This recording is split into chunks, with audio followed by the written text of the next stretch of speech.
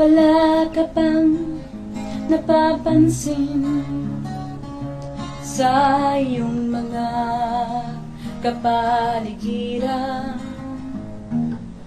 Kay dumi na ng hangin, pati na ang mga ilog natin. Hindi na masamang pagtulad at malayo-layo na rin ang ating narating.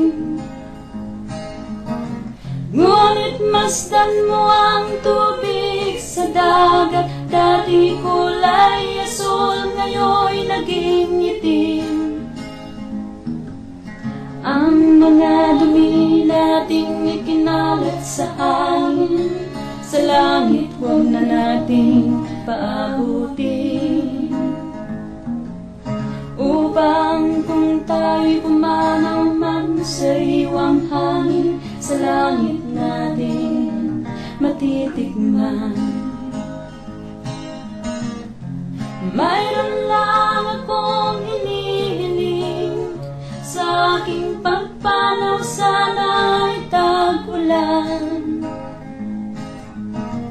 Gitara ko ay aking dadalhin, upang sa ulat na lang tayo magkantahan.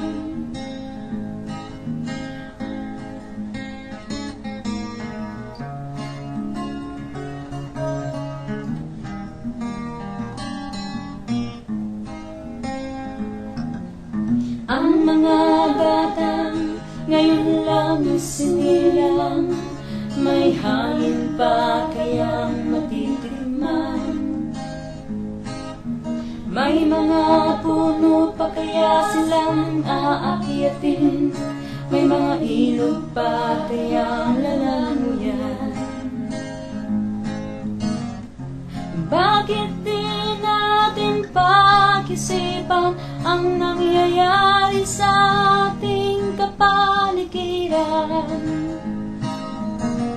Hindi na masamang pagtulad kung hindi nakakasira sa ating kalikasan. Darating ang panahon, mga ibong dala ay wala nang madadapuan. Masdan mo ang puno, dati ay kay tatag, ngayon'y namamatay dahil sa ating kalukuhan. Lahat ng bagay na narito sa lupa, biyayang galing sa Diyos kahit nang ika'y wala pa. Ingatan natin at huwag nang sirain pa, pagkat pag kanyang binawi tayo'y mawawala na. Mayroon lang akong inihiling, sa aking pagpanaw sana'y tag-ulan.